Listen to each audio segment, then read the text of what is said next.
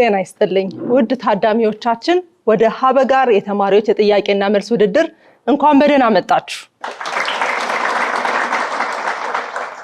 ይህ ሀበጋር የተማሪዎች የጥያቄና መልስ ውድድር ነው።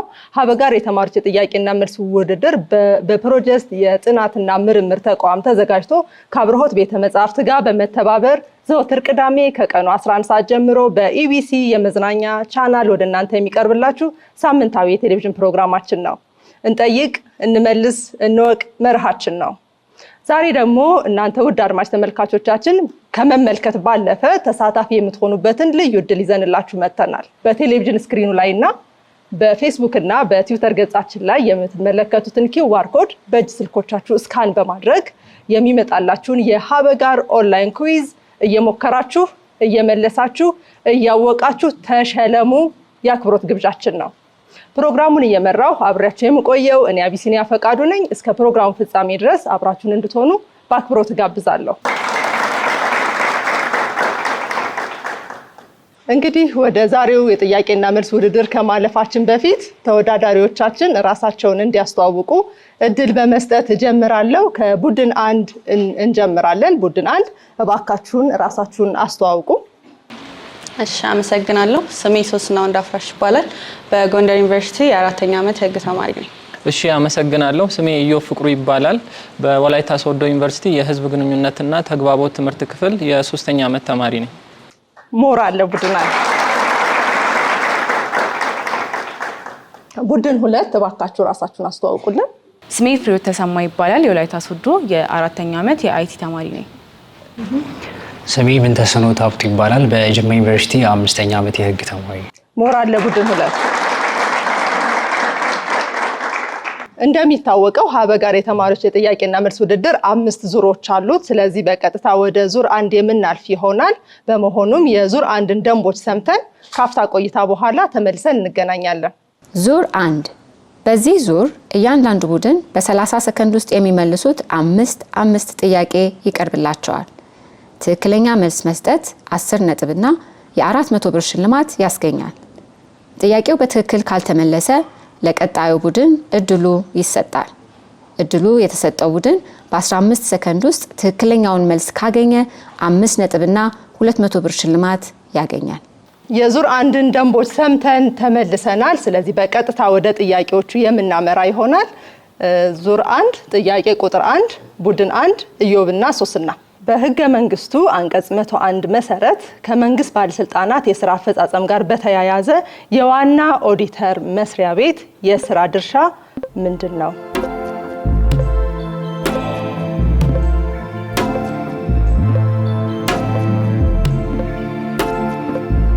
የዋና ኦዲተር መስሪያ ቤት የስራ ድርሻ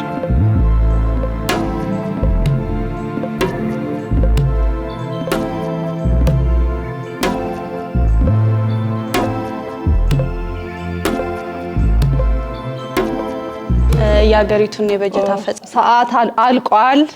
ስለዚህ ይሄ ጥያቄ ወደ ቡድን 2 የሚሻገር ይሆናል። ቡድን 2 15 ሰከንድ አላችሁ፣ መሞከር ትችላላችሁ።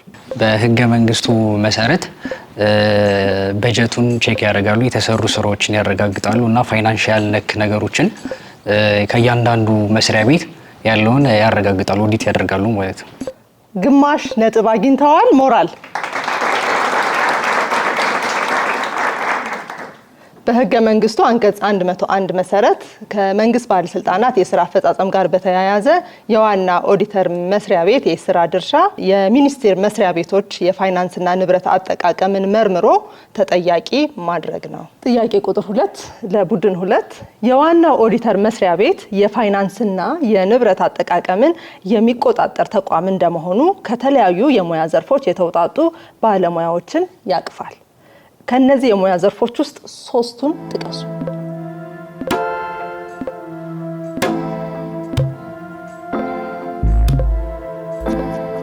እሺ፣ ከኢኮኖሚና የሙያ ዘርፎች ከፋይናንስ፣ ከኢኮኖሚና ከአካውንቲንግ አንፃር ሰዓቱ እስኪያልቅ መሞከር ይቻላል።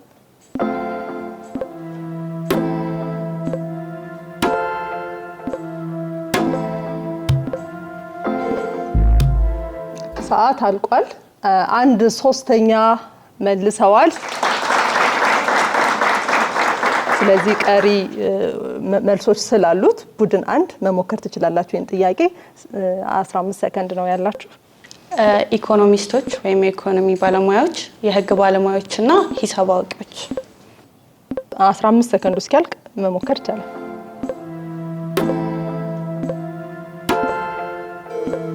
ሁለት ሶስተኛ መልሰዋል። ሞራል የዋና ኦዲተር መስሪያ ቤት የፋይናንስና የንብረት አጠቃቀምን የሚቆጣጠር ተቋም እንደመሆኑ ከተለያዩ የሙያ ዘርፎች የተውጣጡ ባለሙያዎችን ያቅፋል። ከነዚህ የሙያ ዘርፎች ውስጥ ሶስቱን ጥቀሱ ተብሏል። እነዚህን የሙያ ዘርፎች ዋና የሙያ ዘርፎችን እንዘረዝራለን። የሂሳብና የኦዲት ባለሙያ፣ የህግ ባለሙያ፣ የቴክኖሎጂና የምህንድስና ዘርፍ ባለሙያ፣ የኢኮኖሚክስና ስታቲስቲክስ ዘርፍ ባለሙያ እነዚህን አካቶ አቅፎ ይይዛል ማለት ነው። ጥያቄ ቁጥር 3 ቡድን 1 ኢዮብና ሶስና ሲቪል ማህበራት ወይም መንግስታዊ ያልሆኑ ድርጅቶች በግለሰቦችና በዳሽ መካከል ያሉ ድርጅቶችና ቡድኖችን ይወክላል። በግለሰቦችና በመንግስት በትክክል ተመልሷል። ሲቪል ማህበራት ወይም መንግስታዊ ያልሆኑ ድርጅቶች በግለሰቦችና በመንግስት መካከል ያሉ ድርጅቶችና ቡድኖችን ይወክላል። ጥያቄ ቁጥር 4 ቡድን 2 ምንተስኖትና ፍሬህይወት ህዝብ የመንግስት ስልጣንና ህጎች ተገቢና ተቀባይነት ያላቸው መሆኑን አምኖ የሚቀበልበት ጽንሰ ሐሳብ ዳሽ ተብሎ ይጠራል።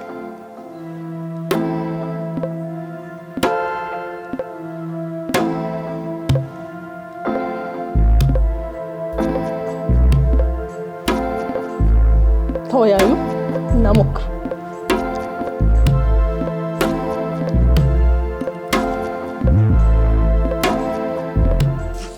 የህግ የበላይነት ሰዓቱ እስኪያልቅ መሞከር ይቻላል።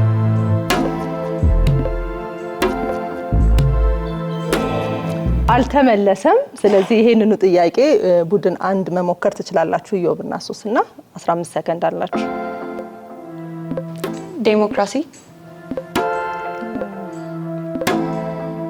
15 ሰከንድ አላችሁ። ግልጸኝነትና ተጠያቂነት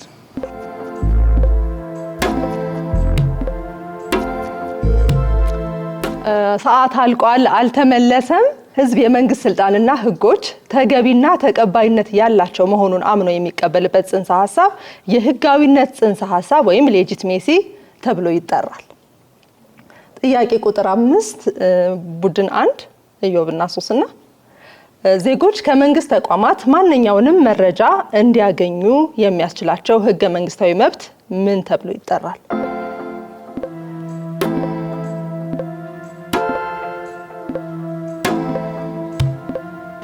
መረጃን የመቀበል የማሰራጨት እንዲሁም የማግኘት መብት።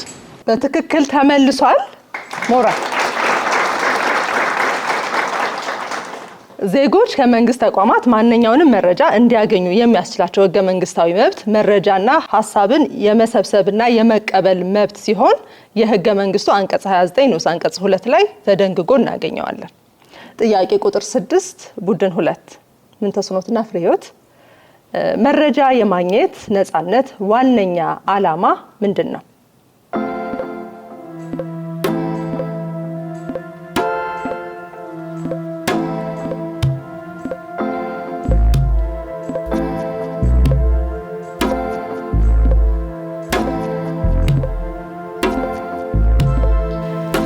ህዝቡ የጠየቀውን የትኛውንም በነፃነት የጠየቀውን ጥያቄ መመለስ መቻሉ። ሰዓታችሁ እስኪያልቅ።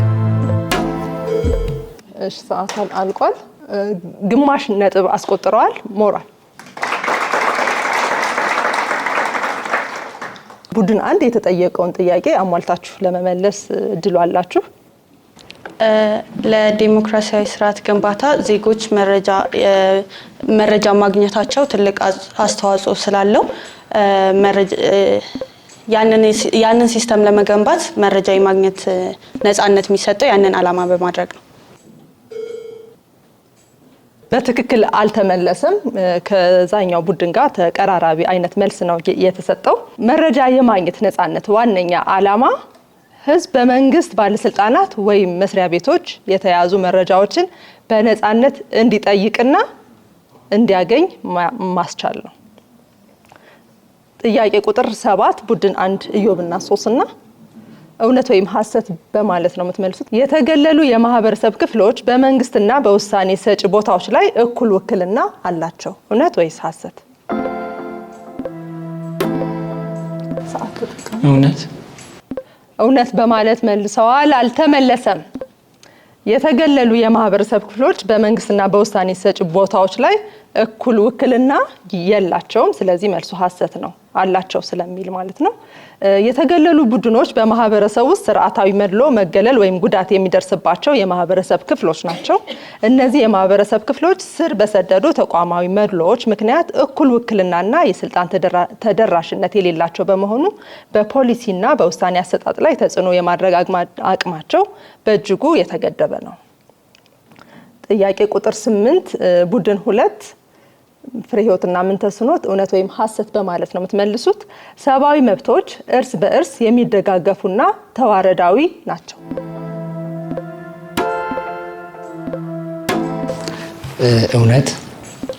እውነት ብለዋል። አልተመለሰም።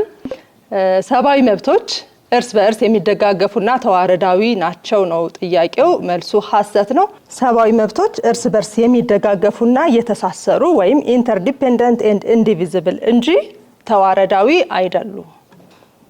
ጥያቄ ቁጥር 9 ቡድን 1 ኢዮብና ሶስና ይህ በስክሪኑ ላይ የምትመለከቱት ምስል ምን በመባል ይታወቃል?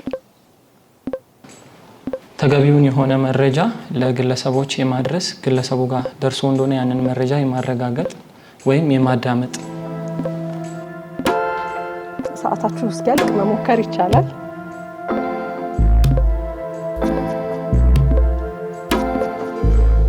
አልመለሱትም። ሰዓቱ አልቋል። አልተመለሰም። ቡድን 2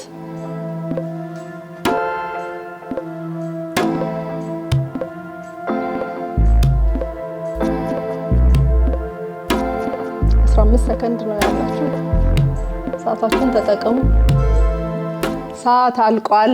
አልተመለሰም። ይህ በስክሪኑ ላይ የምታዩት ምስል ዓለም አቀፍ የመስማት ችግር ምልክት ወይም ኢንተርናሽናል ሲምቦል ኦፍ አክሰስ ፎር ሂሪንግ ሎስ በመባል ይታወቃል።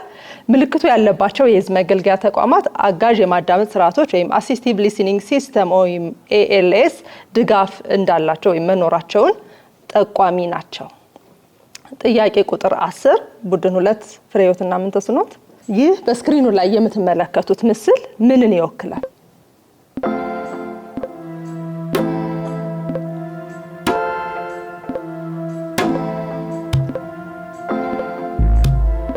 ተመካከሩ፣ ተወያዩ። ትይዩነት ወይም የሆኑ መሰረታዊ መብቶች ላይ ትይዩ እንደሆኑ የሚደጋገፉ እንደሆኑ ወይ ማየት ለተሳናቸው የሚጠቀሙበት። ግማሽ ነጥብ አስቆጥረዋል። ሞራል። ይህ ምስል ምንድነው? ምንን ይወክላል ነው? ቡድን 1 ኢዮብና ሶስና አሟልታችሁ መመለስ ትችላላችሁ። እድሉ አላችሁ። ማየት የተሳናቸው ወይም በብርሃን መጻፍ የሚጠቀሙበት ማቴሪያል ወይም የሚጠቀሙበት መሳሪያ ብሬል ወይም ብሬል። በትክክል ተመልሷል። ይህ በስክሪኑ ላይ የምናየው ምስል የብሬል ዓለም አቀፍ ምልክትን ይወክላል። በህዝብ መገልገያ ተቋማት ውስጥ የብሬል አገልግሎት ተደራሽነትን ለማመልከት ያገለግላል። እንግዲህ ውድ አድማጭ ተመልካቾቻችን የዙር 1 ጥያቄዎቻችን እነዚህን ይመስሉ ነበረ። የዙር 1ን ውጤት ይዘን ካፍታ ቆይታ በኋላ ተመልሰን እንገናኛለን። ውድ ተመልካቾቻችን የዙር 1 ውጤት እጃችን ላይ ደርሷል። የማሳውቃችሁ ይሆናል። በዚህ መሰረት ቡድን 1 33 ነጥብ አስመዝግበዋል። ሞራል። ቡድን 2 14 ነጥብ አስመዝግበዋል። ሞራል። የሀበጋር የተማሪዎች ጥያቄና መልስ ውድድር እንደሚታወቀው 5 ዙሮች አሉት። ገና የመጀመሪያውን ዙር ውድድር ነው ያደረግነው። አሁን ወደ ዙር 2 ውድድር የምናልፍ ይሆናል። ወደ ዙር 2 ከማለፋችን በፊት ግን የዙር 2ን ደንቦች ሰምተን ካፍታ ቆይታ በኋላ ተመልሰን እንገናኛለን። ዙር 2። በዚህ ዙር ለሁለቱም ቡድኖች 6 ጥያቄ በጋራ ይቀርባል። ጥያቄውን የሚመልሰው ቡድን የሚወሰነው ቀድሞ ደወሉን በመጫን ነው። ለመመለስ የሚሰጠው አንድ እድል ብቻ ሲሆን ይህም በ60 ሰከንድ ውስጥ መሆን ይኖርበታል። ትክክለኛውን መልስ መስጠት 15 ነጥብና የ1000 ብር ሽልማት ያስገኛል። ቅድሚያ ወስዶ በትክክል አለመመለስ 5 ነጥብ ያስቀንሳል። ጥያቄው ካልተመለሰ ለሌላኛው ቡድን እድሉ ይሰጣል። ትክክለኛውን መልስ ከሰጡ 15 ነጥብና 1000 ብር ሽልማት ያገኛሉ። ማንኛውም ጥያቄ ተነቦ ሳያልቅ ደወሉን መጫን ቡድኑን ጥያቄው እንዲዘለው ያደርጋል። የዙር 2 ደንቦችን ሰምተን ተመልሰን ተገናኝተናል። ስለዚህ በቀጥታ ወደ ዙር 2 ጥያቄዎች ነው የምናልፈው። ዙር 2 ቀድሞ የመመለስ ውድድር ነው እንደተገለጸው። ጥያቄ ቁጥር 1 3 መሰረታዊ ዲሞክራሲያዊ መብቶችን ጥቀሱ። ቡድን 2 አብርተዋል። ምንተስኖትና ፍሬዎት የመምረጥና የመመረጥ መብት፣ የሴቶች መብት እና የህፃናት መብት። 1/3 መልሰዋል። ሞራል ሰዓቱ እስከሚያልቅ ድረስ ቡድን 1 ኢዮብና ሶስና መሞከር ትችላላችሁ። ይህን ጥያቄ ሀሳብን በነፃነት የመግለጽ መብት፣ የመንቀሳቀስ መብት፣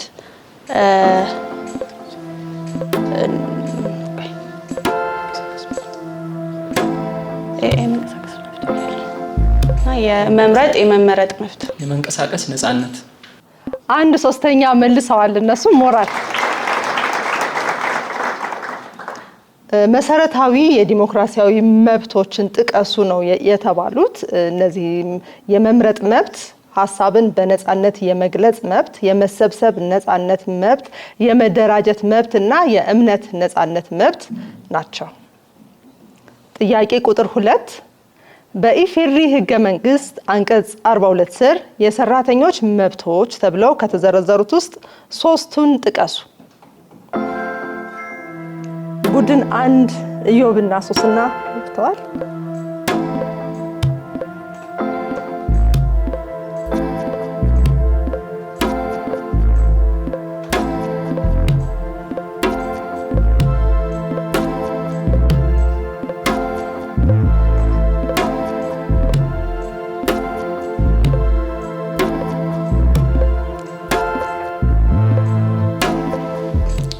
ለሰሩበት አገልግሎት የተከፋይ መሆን መብት አላቸው።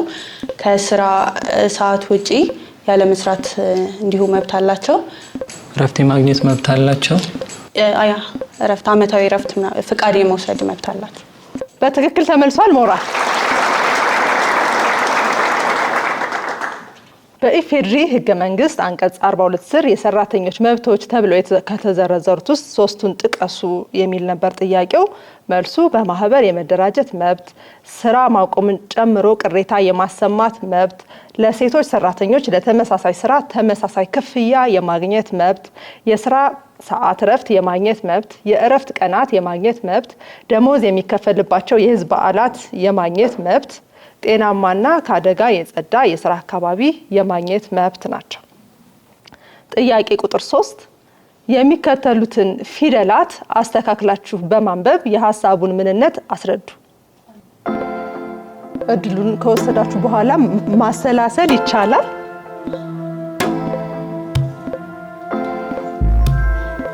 ቡድን 2 ፍሬዮትና ምንተስኖት አብርተዋል። የዋክሽ በትር አልተመለሰም። ጥያቄውን አልመለሱትም። ስለዚህ ቡድን 1 ሰከንዱ እስኪያልቅ ድረስ መመለስ ትችላላችሁ።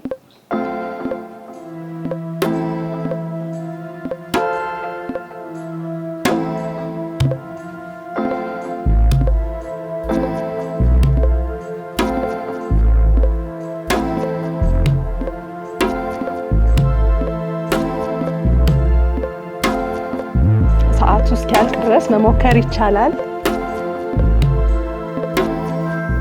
ሰዓቱ አልቋል፣ አልተመለሰም። የዋጋ ግሽበት ነው ወይም ኢንፍሌሽን ማለት ነው። የዋጋ ግሽበት ማለት በአንድ ሀገር ኢኮኖሚ ውስጥ አጠቃላይና ቀጣይነት ያለው የዋጋ ጭማሪ በመከሰቱ ምክንያት የገንዘብ የመግዛት አቅም እየቀነሰ እንደሚሄድ የሚያስረዳ የኢኮኖሚ ጽንሰ ሀሳብ ነው። ጥያቄ ቁጥር 4 የሚከተሉትን ተዘበራርቀው የተቀመጡ ፊደላት በማስተካከል ትክክለኛ ቃል መስረታችሁ አንብቡ። ዓለም አቀፋዊ ምልክት ነው። የሀሳቡን ምንነትም አስረዱ። ቡድን 1 አብርተዋል። ቃሉ ተስተካክሎ ሲነበብ ሐምራዊ የሚለውን ቃል ይሰጠናል። ሐምራዊ የቀለም አይነት ሲሆን በዓለም አቀፍ ደረጃ ደግሞ የሴቶችን መብት ወይም የሴቶችን እኩልነት የሚገልጽልን የሲምቦል ነው። በትክክል ተመልሷል። ቃሉ ተስተካክሎ ሲነበብ ሐምራዊ የሚል ሲሆን የዓለም አቀፍ የሴቶች ቀን መለያ ቀለም ሲሆን ፍትህና ክብርን ያመለክታል። ጥያቄ ቁጥር 5 አንድ ሰው የራሱን ውሳኔዎች በራሱ የመወሰን ችሎታ ምን ተብሎ ይጠራል? ቡድን 1 አብርተዋል።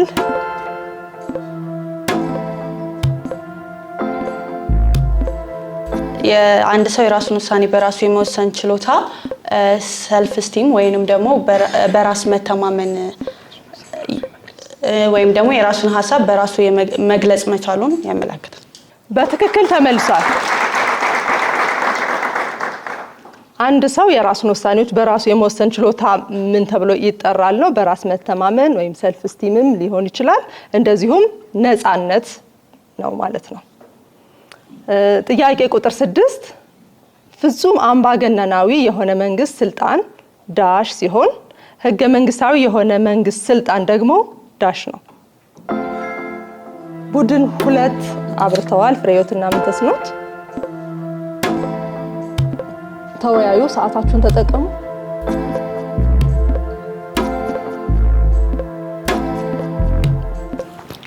ፍጹም አምባገነን የሆነ መንግስት በእንግሊዝኛው አርቢትራሪ ሲሆን ህገ መንግስታዊ የሆኑ መንግስት ስልጣን ደግሞ ዲሞክራሲያዊ ይባላል። ግማሽ ነጥብ አግኝተዋል። ሞራል ቡድን 1 በተሟላ መንገድ መመለስ ትችላላችሁ። እድሉ አላችሁ።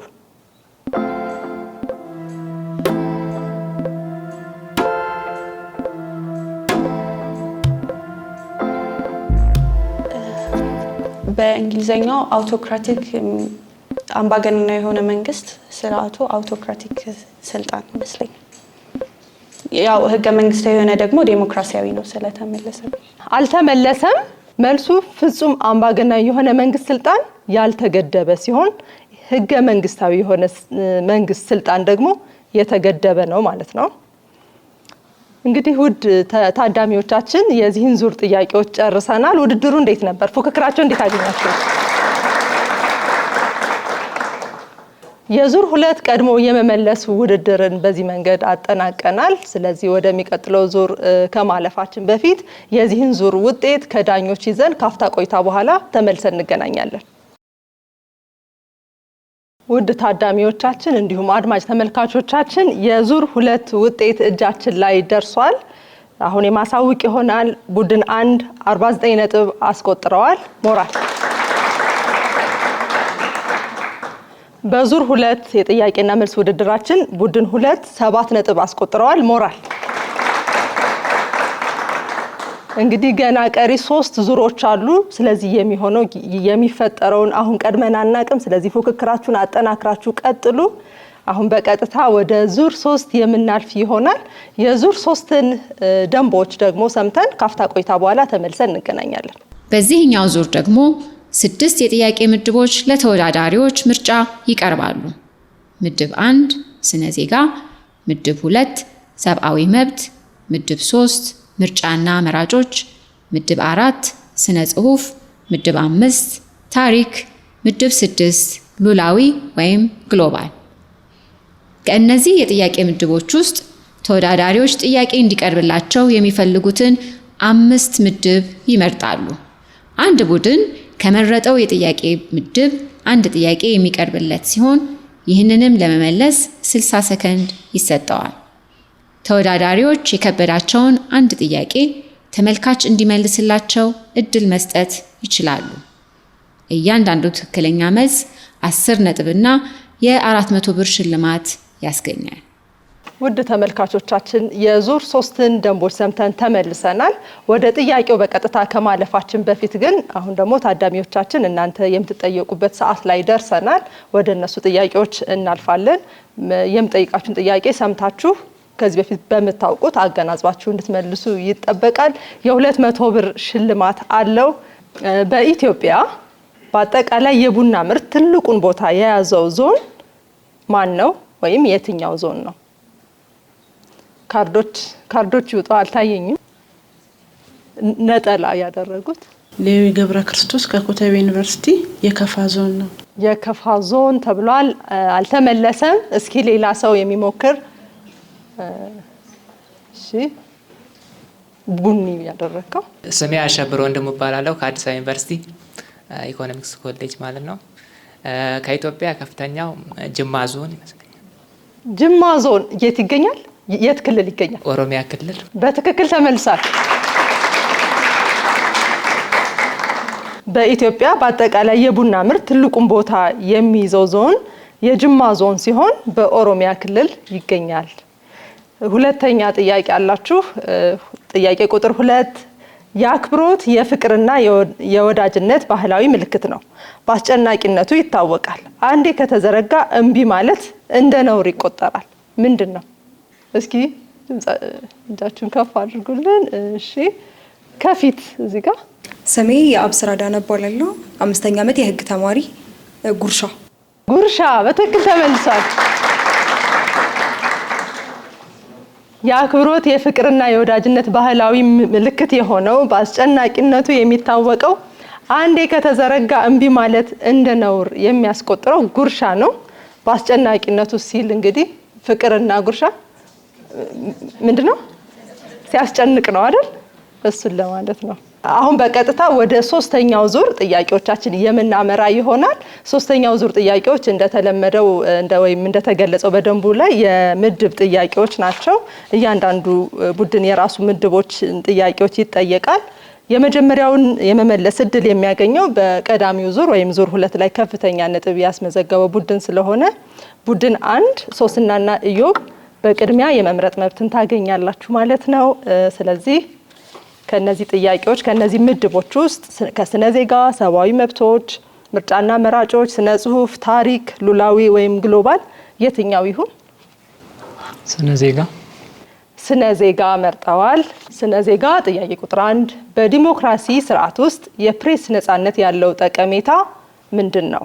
ሀ የመንግስት የፕሮፓጋንዳ ስራዎችን ያመቻቻል። ለግልጽና ተጠያቂነት እንዲሰፍን ያደርጋል። ሐመርሃ የህዝብ የውይይት መድረኮችን ይገድባል። መ ሳንሱርን ያበረታታል። የፕሬስ ነፃነት ያለው ጠቀሜታ። እሺ ለግልጽነትና ተጠያቂነት እንዲሰፍን ያደርጋል። በትክክል ተመልሷል።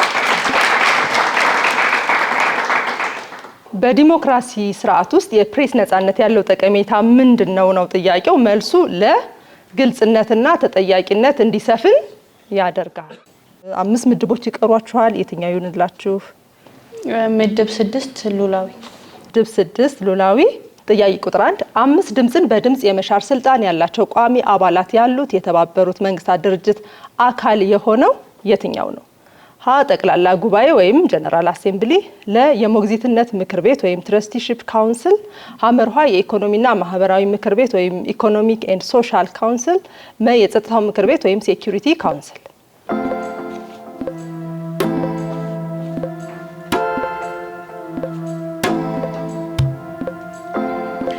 መ የጸጥታው ምክር ቤት ወይም ሴኩሪቲ ካውንስል። በትክክል ተመልሷል። ሞራል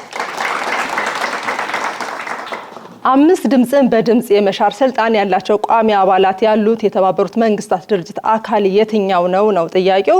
መልሱ የጸጥታው ምክር ቤት ወይም ሴኩሪቲ ካውንስል። እሺ አሁን ደግሞ ሰብአዊ መብት፣ ምርጫና መራጮች፣ ስነ ጽሁፍ፣ ታሪክ አላችሁ። የቱ ይሁን? ምድብ 3 ምርጫና መራጮች። ምድብ 3 ምርጫና መራጮች።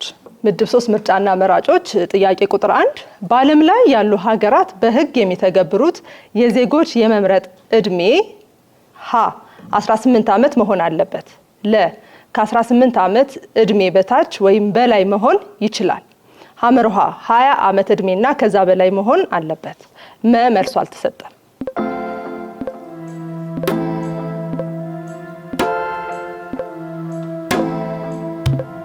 ተወያዩ። ሀ 18 ዓመት መሆን አለበት። ሀ 18 ዓመት መሆን አለበት አሉ። አልተመለሰም። በዓለም ላይ ያሉ ሀገራት በህግ የሚተገብሩት የዜጎች የመምረጥ እድሜ ከ18 ዓመት እድሜ በታች ወይም በላይ ሊሆን ይችላል። ስለዚህ መልሱ ለ ነው ማለት ነው። የአብዛኛው የዓለም ሀገራት የዜጎች የመምረጥ እድሜ 18 ዓመት ቢሆንም ይህ መብት እንደየሀገራቱ ይለያያል። አንዳንድ ሀገራት የእድሜ ጣሪያውን ወደ 16 ወይም 17 ዓመት ዝቅ ያደረጉ ሲሆን ሌሎች ደግሞ የዜጎችን የመምረጥ እድሜ ከፍ አድርገው 20 ወይም 21 ወይም 25 ዓመት እንዲሆን በህግ ያስቀምጣሉ። እሺ፣ ሰብአዊ መብት፣ ስነ ጽሁፍ፣ ታሪክ ይቀራችኋል። የትኛው ይሁንላችሁ? ምድብ 2 ሰብአዊ መብት። ምድብ 2 ሰብአዊ መብት ጥያቄ ቁጥር 1 በማህበራዊ በኢኮኖሚያዊ እንዲሁም በፖለቲካዊ ጉዳዮች ላይ የተገደበ ተሳትፎና ተጠቃሚነት ያላቸውን የማህበረሰብ ክፍሎች የመብት ጥበቃን የሚገድብ ስርዓታዊ መሰናክል ከሚከተሉት ውስጥ የትኛው ነው? ሀ ድህነትና ውስን የትምህርት ዕድል መኖር፣ ለ ተመጣጣኝ ዋጋ ያለው ቤት አለመመቻቸት፣ ሐመርሃ ጠንካራ የማህበረሰብ ድጋፍ መዘርጋት፣ መ ሁሉንም የሚያካትቱ ፖሊሲዎች መጠናከር።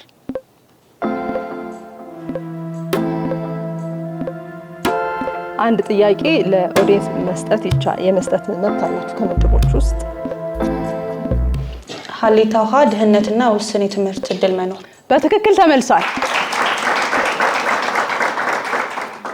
በማህበራዊ በኢኮኖሚያዊ እንዲሁም በፖለቲካዊ ጉዳዮች ላይ የተገደበ ተሳትፎና ተጠቃሚነት ያላቸውን የማህበረሰብ ክፍሎች የመብት ጥበቃን የሚገድብ ስርዓታዊ መሰናክል ከሚከተሉት ውስጥ የትኛው ነው ጥያቄው። መልሱ ድህነትና ውስን የትምህርት ዕድል መኖር የሚለው ነው። ሁለት ምድቦች ናችሁ የሚቀሯችሁ ኢዮብና ሶስና። ስነ ጽሁፍ፣ ታሪክ የትኛው ይሁንላችሁ? እሺ፣ ስነ ጽሁፍ።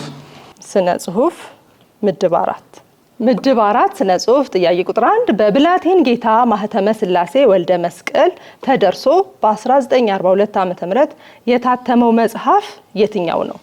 ሀ መንግስትና የህዝብ አስተዳደር፣ ለ የአባቶች ቅርስ፣ ሐመርሃ ክብረ ነገስት፣ መ ዝክረ ነገር። ለኦዲየንስ ብንሰጥና ኦዲየንስ ቢሳተፉበት በዚህ ጥያቄ ይቻላል። እሺ፣ ኦዲየንስ እድል ተሰጥቷቸዋል። አንድ ሰው አውጥቷል። በእርግጥ እሺ፣ ስሜ ያዜባል ይባላለሁ። ከኮተቤ ዩኒቨርሲቲ ከቋንቋ ዲፓርትመንት ነው የመጣሁት። ክብረ ነገስት። ክብረ ነገስት ብለዋል። አልተመለሰም። እናንተ ብትመልሱ ኖሮ ምን ትሉት ነበረ? ሀሌታ ውሃ መንግስትና የህዝብ አስተዳደር። ሀሌታ መንግስትና የህዝብ አስተዳደር ብለዋል። መልሱ አልተመለሰም። እናንተ ብትሞክሩ ኑሮ አይመለስም ነበረ። በብላቴን ጌታ ማህተመ ስላሴ ወልደ መስቀል ተደርሶ በ1942 ዓ.ም የታተመው መጽሐፍ የትኛው ነው ጥያቄው።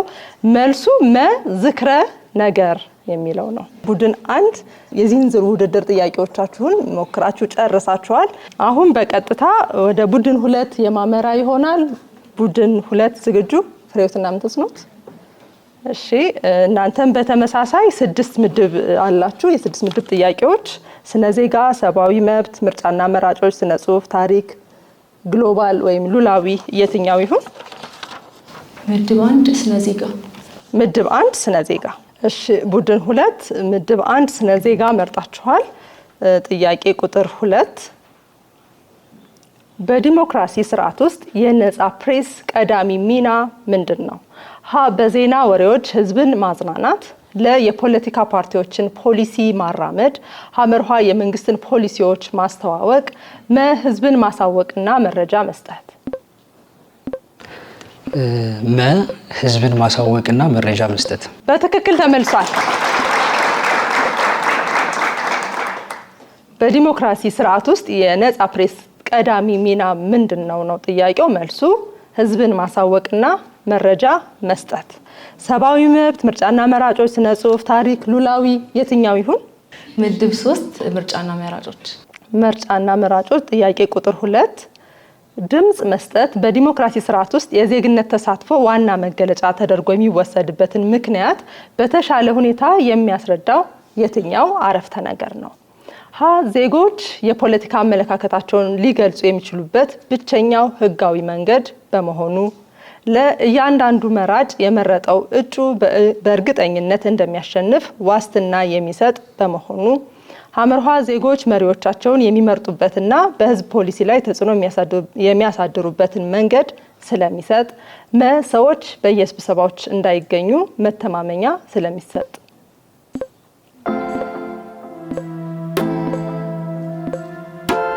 ተወያዩ።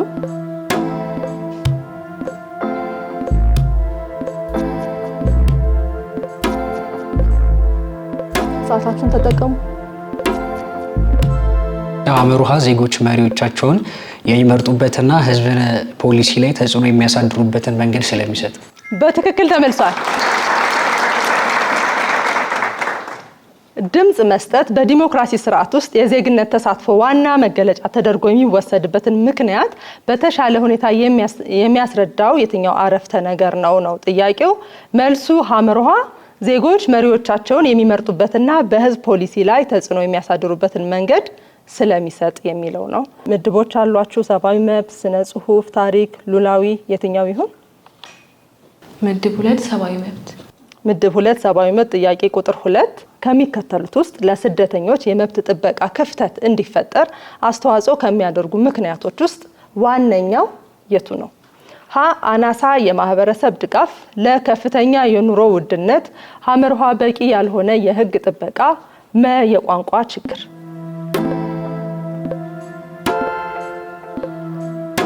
ሰዓታችሁን ተጠቀሙ። ሀሌታሃ አናሳ የማህበረሰብ ድጋፍ። አልተመለሰም። ከሚከተሉት ውስጥ ለስደተኞች የመብት ጥበቃ ክፍተት እንዲፈጠር አስተዋጽኦ ከሚያደርጉ ምክንያቶች ውስጥ ዋነኛው የቱ ነው ተብለው የተጠየቁት መልሱ ሐመርሃ በቂ ያልሆነ የህግ ጥበቃ የሚለው ነው። 3 ምድቦች ይቀሯቸዋል። ስነ ጽሁፍ፣ ታሪክ፣ ሉላዊ የትኛው ይሆንላችሁ? ምድብ 6 ሉላዊ። ምድብ 6 ሉላዊ ጥያቄ ቁጥር 2 ስደተኞችንና ተፈናቃዮችን የሚረዳው የተባበሩት መንግስታት ድርጅት ተቋም ሙሉ ስም ማን ይባላል?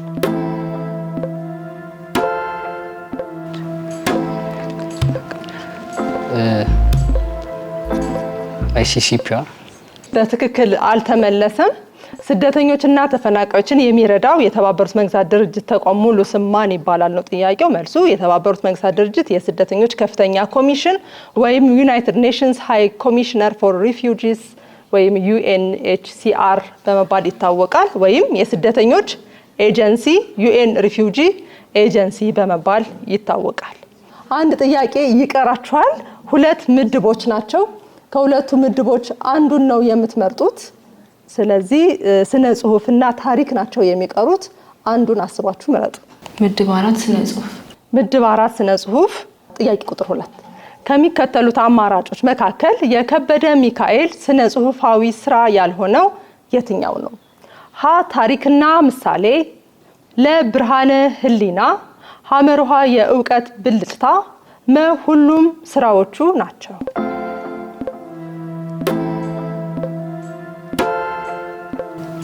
ሀ ታሪክና ምሳሌ። ሀ ታሪክና ምሳሌ ብለዋል። አልተመለሰም። ከሚከተሉት አማራጮች መካከል የከበደ ሚካኤል ስነ ጽሁፋዊ ስራ ያልሆነው የትኛው ነው ጥያቄው። ሁሉም ስራዎቹ ናቸው የሚለው መልስ ነው። አድማጭ ተመልካቾቻችን እንዲሁም እዚህ የተገኛችሁ ታዳሚዎቻችን የዚህ ዙር ውድድራችን ይሄን ይመስል ነበረ። የዙር 3ን ውጤት ደግሞ ይዘን ካፍታ ቆይታ በኋላ ተመልሰን እንገናኛለን። ውድ ተመልካቾቻችን እንዲሁም እዚህ የተገኛችሁ ታዳሚዎቻችን የዙር 3 ውጤት እጃችን ላይ ደርሷል። በዚህም መሰረት ቡድን 1 30 ነጥብ አስቆጥረዋል፣ ሞራል። ቡድን 2 20 ነጥብ አስቆጥረዋል፣ ሞራል። አሁን በቀጥታ ወደ ዙር 4 ውድድራችን የምናልፍ ነው የሚሆነው። የዙር 4 የጥያቄና መልስ ውድድሩን ደንቦች ሰምተን ካፍታ ቆይታ በኋላ ተመልሰን እንገናኛለን።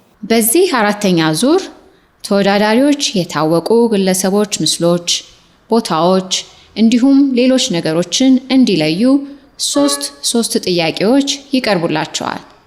ከጥያቄው ጋር አንድ ፍንጭ አብሮ የሚነገር ሲሆን መልስ ለመስጠት 30 ሰከንድ ይሰጣል። ትክክለኛ መልስ መስጠት 15 ነጥብና 400 ብር ሽልማት ያስገኛል። ተወዳዳሪዎች ሁለተኛ ፍንጭ እንዲሰጣቸው መጠየቅ ይችላሉ። ነገር ግን ትክክለኛ መልስ ሲሰጡ የሚያገኙት 10 ነጥብና 200 ብር ሽልማት ይሆናል። ሌላኛው ቡድን እድሉ ተሰጥቶት ጥያቄውን በትክክል ቢመልስ የሚያገኘው ነጥብ ወይም የገንዘብ ሽልማት አይኖርም። የዙር 4ን ደንቦች ሰምተን ተመልሰን ተገናኝተናል። ዝግጁ ናችሁ ለዚህ ጥያቄ? እሺ፣ ቡድን 1 ጥያቄ ቁጥር 1 የምስል ጥያቄ ነው። ይህ በስክሪናችሁ ላይ የምታዩት ስፍራ ምን ተብሎ ይጠራል? የትስ ይገኛል? አንድ ፍንጭ ሰጣችኋለሁ። በእስልምና እምነት ውስጥ ከፍተኛውን የቅድስና ስፍራ የያዘ የታላቁ መስጊድ ወይም መስጂድ አልሐራም መገኛ ነው። የእስልምና እምነት እንዲሁም የታላቁ ነብዩ መሐመድ የትውልድ ቦታ ነው። መካ መዲና ይባላል።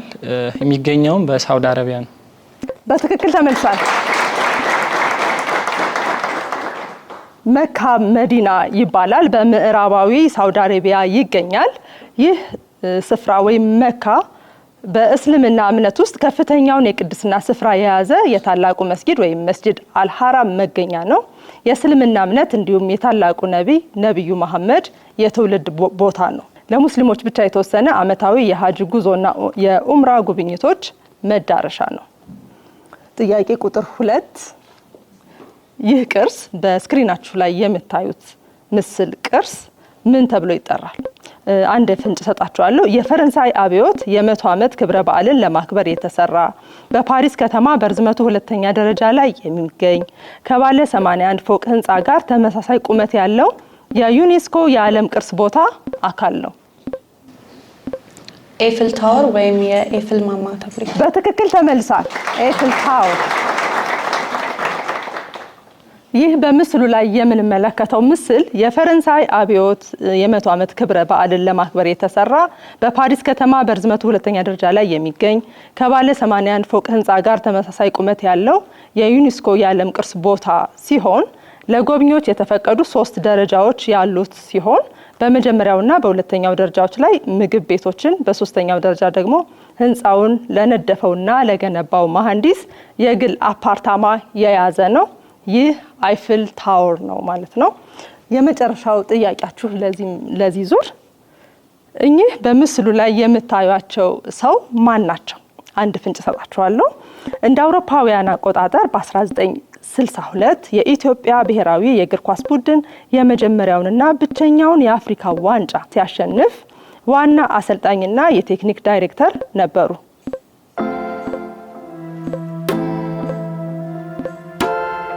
ተወያዩ። ሁለተኛ ፍንጭ መጠየቅም ይቻላል።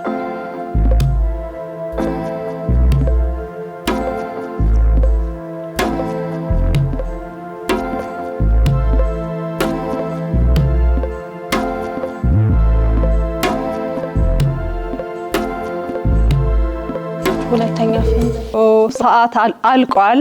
አልመለሱትም። ቡድን 2 ይህን ጥያቄ መሞከር ትችላላችሁ። ነጥብ አያስገኝም ግን ጭብጨባ ሞራል ያስገኛል። አናቃቸውም ብለዋል። ስለዚህ እኔ የምናገር ይሆናል። እኒህ በምስሉ ላይ የምናያቸው አቶ ይድነቃቸው ተሰማ ናቸው። አቶ ይድነቃቸው ተሰማ እንደ አውሮፓውያን አቆጣጠር በ1962 ዓ.ም የኢትዮጵያ የብሔራዊ የእግር ኳስ ቡድን የመጀመሪያውንና ብቸኛውን የአፍሪካ ዋንጫ ሲያሸንፍ ዋና አሰልጣኝና የቴክኒክ ዳይሬክተር ነበሩ። ለኢትዮጵያ እግር ኳስ ፌዴሬሽን ኢኤፍኤፍ መመስረት ትልቅ ሚና የተጫወቱና የኢትዮጵያ የእግር ኳስ አባት የሚል ስያሜ የተሰጣቸው የሀገር ባለውለታ ናቸው። አቶ ይድነቃቸው ተሰማ የአፍሪካ የእግር ኳስ ኮንፌዴሬሽን ወይም ሲኤኤፍ መስራችም ነበሩ። በኋላም እንደ አውሮፓውያን አቆጣጠር ከ1972 እስከ 1987 ዓ.ም ድረስ የካፍ ፕሬዝዳንት ሆነው አገልግለዋል። በዚህ ረገድ ላበረከቱት ከፍተኛ አስተዋጽኦ ምስጋና ለማቅረብ የአፍሪካዋ ሀገር ሞሮኮ በካዛብላንካ ውስጥ ካሉት ታዋቂ የእግር ኳስ ስታዲየሞቿ ውስጥ አንዱን በስማቸው ሰይማለች። እንግዲህ ቡድን 1 የዚህን ዙር ጥያቄዎቻችሁን ሞክራችሁ ጨርሳችኋል። ስለዚህ አሁን በቀጥታ ወደ ቡድን 2 የምናልፍ ይሆናል። ቡድን 2 ዝግጁ ናችሁ? እሺ፣ ቡድን 2 የምስል ጥያቄ ነው። ይህ በስክሪኑ ላይ የምትመለከቱት ስፍራ ምን ተብሎ ይጠራል? የትስ ይገኛል? አንድ ፍንጭ ሰጣለሁ። ከክርስቶስ ልደት በፊት በ5ኛው ክፍለ ዘመን የተገነባ የስነ ህንፃ ድንቅ ስራዎች መካከል አንዱ ነው። የዲሞክራሲያዊ አስተዳደር ልዩ ሙከራ፣ የወታደራዊ የበላይነትና የብልጽግና መገለጫ ስፍራ መሆኑ ይነገርለታል።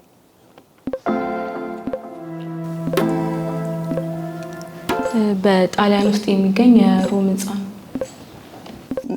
መቀጠል ትችላላችሁ ሰዓቱ እስኪያልቅ ድረስ። እሺ፣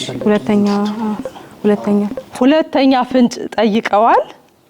የምዕራባውያን ስልጣኔ ተምሳሌት ሲሆን በርካታ ጦርነቶችንና ፍንዳታዎችን ያስተናገደ በታሪክ ውስጥ በተለያዩ ጊዜያት ቤተክርስቲያንና መስጊድ ሆኖ ያገለገለ ስፍራ ነው።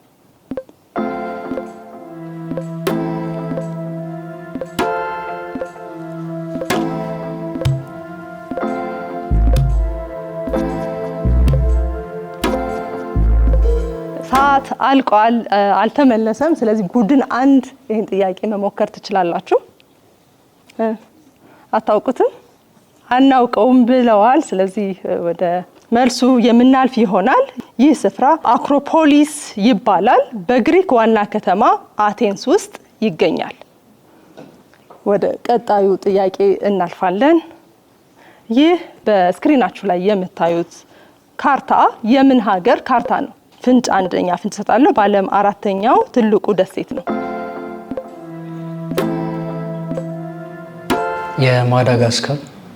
ማዳጋስካር በትክክል ተመልሷል። ይህ በስክሪኑ ላይ ምስሉን የምናየው ካርታ የማዳጋስካር ካርታ ሲሆን ይህ ሀገር በዓለም 4ኛው ትልቁ ደሴት ነው። በሀገሩ የሚነገረው ቋንቋ የኦስትሮኔዥያ ቋንቋ ቤተሰብ አካል ሲሆን በኢንዶኔዥያ እና በፊሊፒንስ ከሚነገሩ ቋንቋዎች ጋር በጣም የተቆራኘ ነው። የመጨረሻ ጥያቄያቸው አንድ ጥያቄ ይቀራችኋል። 3ኛው ጥያቄ እኚህ ሰው ማን ናቸው ነው። ምስላቸውን በስክሪን ላይ የምታዩቸው ሰው በኢትዮጵያ የግል የስነ ጥበብ ኤግዚቢሽን ያካሄደች የመጀመሪያዋ ሴት ሰዓሊ ነች። ስራዎቿ በዓለም አቀፍ ደረጃ እንደ ካናዳ፣ ዩናይትድ ስቴትስ፣ ኮሪያ፣ ዴንማርክ፣ ጀርመን፣ ስፔን እና ኳታር ባሉ ሀገሮች ታይተዋል።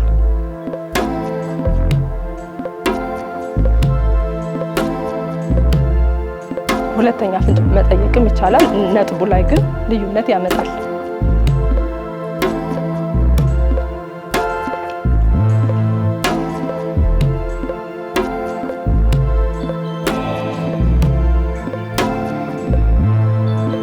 ሰዓታችሁን ተጠቀሙ፣ ተመካከሩ፣ ተወያዩ። ሰዓት አልቋል፣ አልተመለሰም። ቡድን 1 ይሄንኑ ጥያቄ መመለስ ትችላላችሁ። ለሞራል ለጭብጨባ ለነጥብ ሳይሆን። እሺ፣ አላወቃችሁትም? እሺ፣ አላወቅነውም ብለዋል። ስለዚህ ወደ መልሱ እናልፋለን። እኒህ በስክሪኑ ላይ የምንመለከታት ሰው ማነች ነው? ሰዓሊ ደስታ ሀጎስ። ሰዓሊ ደስታ ሀጎስ በኢትዮጵያ የግል የስነ ጥበብ ኤግዚቢሽን ያካሄደች የመጀመሪያዋ ሴት ሰዓሊ ነች። ስራዎቿ በዓለም አቀፍ ደረጃ እንደ ካናዳ፣ ዩናይትድ ስቴትስ፣ ኮሪያ፣ ዴንማርክ፣ ጀርመን፣ ስፔን እና ኳታር ባሉ ሀገሮች ታይተዋል። እንዲሁም ስዕሎቿ ብዙውን ጊዜ ተፈጥሮንና የመሬት ገጽታን የሚያመለክቱ ቢሆንም የሴቶች የዕለት ተዕለት ልምዶች ትኩረት ከምትሰጥባቸው ርዕሰ ጉዳዮች ውስጥ አንዱ ነው። ፉክክሩ እንዴት ነበረ? ውድ አድማጭ ተመልካቾቻችን የዙር 4 የጥያቄና መልስ ውድድር ይሄን ይመስል ነበረ። ካፍታ ቆይታ በኋላ የውድድሩን ውጤት ይዘን እንመለሳለን። አብራችሁን ሁኑ። ውድ አድማጭ ተመልካቾቻችን የዙር 4ን ውጤት ይዘን ተመልሰናል። እጃችን ላይ ደርሷል ውጤቱ። በዚህም መሰረት ቡድን 1 30 ነጥብ አስመዝግቧል። ሞራል ቡድን 2 ደግሞ 15 ነጥቦችን አስመዝግቧል። እንደዚሁ ሞራል። አሁን በቀጥታ ለውድድሩ የመጨረሻ ዙር ወደ ሆነው የዙር 5 ጥያቄና መልስ ውድድር የምናልፍ ይሆናል። የዙር 5 ጥያቄና መልስ ውድድራችን ከመጀመራችን በፊት የውድድሩን ደንቦች አድምጠን ካፍታ ቆይታ በኋላ ተመልሰን እንገናኛለን። በዚህ የመጨረሻ 5ኛ ዙር እያንዳንዱ ቡድን 3 ጥያቄ ይቀርብለታል። ተወዳዳሪዎች ስለ ጥያቄው ምንነት ከቡድናቸው አባል በእጅ ምልክት፣ በስዕል ወይም በቃል ከሚነገራቸው ፍንጭ በመነሳት መልስ ይሰጣሉ። አንድ ጥያቄ ለመመለስ 30 ሰከንድ ይኖረዋል። ትክክለኛ መልስ መስጠት 10 ነጥብና 400 ብር ሽልማት ያስገኛል። የዙር 5ን ደንቦች ሰምተን ተመልሰን ተገናኝተናል። ስለዚህ በቀጥታ ወደ ውድድሩ የምናልፍ ይሆናል። ቡድን 1 እባካችሁ ቦታችሁን ያዙልን።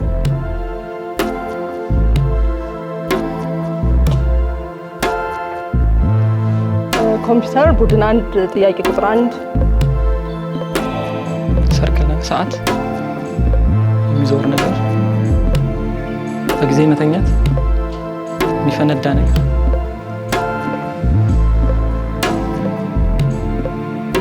በጊዜ መተኛት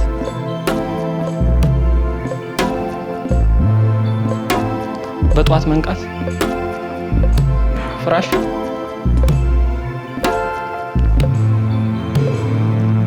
ሰዓት አልቋል። እስኪ ተመልከቱ። የማንቂያ ሰዓት ወይም አላርም ነበር። ኮምፒውተር ጥያቄ ቁጥር 2 ሆያ ሆዬ ቡሄ ችቦ በትክክል ተመልሷል። እሺ ኮምፒውተር ምግብ መብላት መሶብ ሰፌድ ድስት በየነ ምግብ ሙሉ አጠቃላይ ባህላዊ ምግብ መጎራረስ አገልግል በትክክል ተመልሷል። ቡድን 1 ጥያቄዎቻችሁን መልሳችሁ ጨርሳችኋል። እናመሰግናለን። ባካችሁ ቦታችሁን ያዙ። ቡድን 2 ቦታችሁን እንድትይዙ ጋብዛለሁ።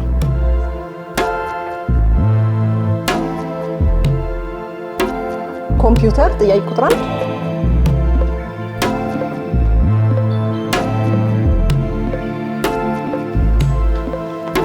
ቦርሳ ደብተር መጽሐፍ ትምህርት ቤት ቤተ መጻሕፍት መቅዳት ውሃ ይሄ እንስራው ትክክል ተመልሷል። እንስራ ኮምፒውተር ጥያቄ ቁጥር 2 ሆድ እርጉዝ ሴት ልጅ ህፃን ልጅ ማዘል መሸከም ሽኮኮ ማዘል መሸከሚያው መቀነት እናት አባት መሸከሚያው መያዣው የህፃናት መያዣ ስሙን አላውቀውም።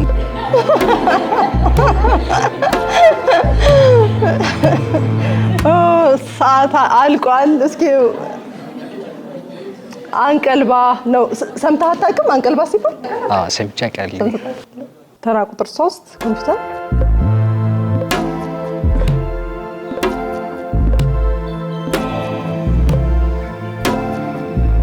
መተላለፊያ ዜብራ በትራፊክ በትክክል ተመልሷል። ቡድን 2 በምልክት የማሳየት ጥያቄ ውድድራችሁን ጨርሳችኋል። እባካችሁን ቦታችሁን ያዙልን። እንግዲህ ውድ ታዳሚዎቻችን የዚህ ዙር ውድድር ያያችሁትን ይመስል ነበረ። የሀበጋር ትምህርት ጥያቄና መልስ ውድድር የመጨረሻው ውድድር ነው። ዙር 5 ውጤቱን ይዘን ካፍታ ቆይታ በኋላ ተመልሰን እንገናኛለን። ውድ ታዳሚዎቻችን እንዲሁም ውድ አድማጭ ተመልካቾቻችን የዙር 5ን ውጤት ይዘን ተመልሰናል። በዚህም መሰረት በዙር 5 ቡድን 1 20 ነጥብ አስቆጥረዋል። ቡድን ሁለትም በተመሳሳይ 20 ነጥብ አስመዝግበዋል። እስኪ በደንብ ሞራል ለሁለቱም። እንግዲህ የዚህን ዙርም ውድድር ጨርሰናል። ያያችሁትን ይመስል ነበረ። ድምር ውጤቱን ደግሞ ይዘን ካፍታ ቆይታ በኋላ የምንመለስ ይሆናል። አብራችሁን ቆዩ። ውድ አድማጭ ተመልካቾቻችን ድምር ውጤቱን ይዘን ተመልሰናል። በዚህ መሰረት ነጥቡን የማሳውቅ ይሆናል። በዚህ ክፍል ውድድር ቡድን 2 ምንተስኖትና ፍሬ ህይወት 76 ነጥብ በማስመዝገብ የ3450 ብር ተሸላሚዎች ሆነዋል። ሞራል።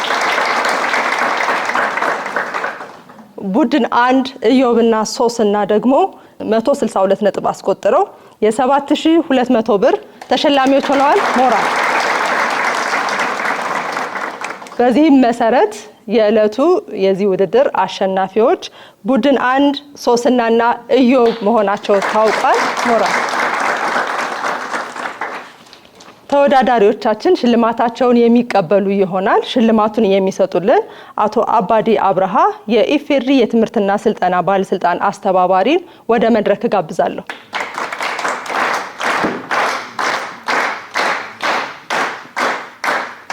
አሁን በቀጥታ ወደ ሽልማት ስነስርዓታችን የምናልፍ ይሆናል። ቡድን 2 ምንተስኖትና ፍሬ ህይወት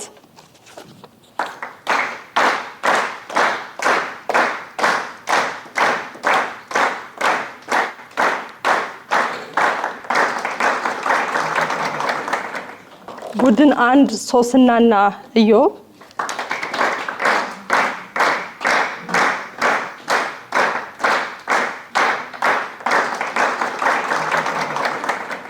እናመሰግናለን አቶ አባዲ። ውድ አድማጭ ተመልካቾቻችን የዛሬው የሀበጋር የተማሪዎች ጥያቄና መልስ ውድድር ያያችሁትን ይመስል ነበረ። ሀበጋር የተማሪዎች ጥያቄና መልስ ውድድር በፕሮጀስት የጥናትና ምርምር ተቋም ተዘጋጅቶ ከአብርሆት ቤተ መጻሕፍት ጋር በመተባበር ዘወትር ቅዳሜ ከቀኑ 11 ሰዓት ጀምሮ በኢቢሲ የመዝናኛ ቻናል ወደ እናንተ የሚቀርብላችሁ ሳምንታዊ ፕሮግራማችን ነው። እንጠይቅ፣ እንመልስ፣ እንወቅ መርሃችን ነው። ዛሬ ደግሞ በመግቢያችንም ላይ እንደገለጽ ነው በአይነቱ ልዩ የሆነ እናንተ ውድ ተመልካቾቻችን ከመመልከት ባለፈ በቀጥታ ተሳታፊ የምትሆኑበትን እድል ይዘን መጥተናል። በቴሌቪዥን ስክሪናችሁ እንዲሁም በፌስቡክ እና ትዊተር ገጻችን ላይ የምታገኙትን የኪውአር ኮድ ስካን በማድረግ በሀበጋር ኩዊዝ ጥያቄዎችን እየሞከራችሁ እየመለሳችሁ እያወቃችሁ ተሸለሙ እንላለን። ፕሮግራሙን እየመራው አብራችሁ የቆየሁት አቢሲኒያ ፈቃዱ ነኝ። በእለቱ የተሳተፋችሁ ታዳሚዎቻችን፣ ዳኞቻችን እንዲሁም ተወዳዳሪዎቻችንን በእጅጉ እናመሰግናለን። እስከ ፕሮግራሙ ፍጻሜ ድረስ አብራችሁን ስለቆያችሁ እናንተ ውድ አድማጮቻችንና ተመልካቾቻችንን እናመሰግናለን። እስከ ሳምንት ቸርን ሰንብት።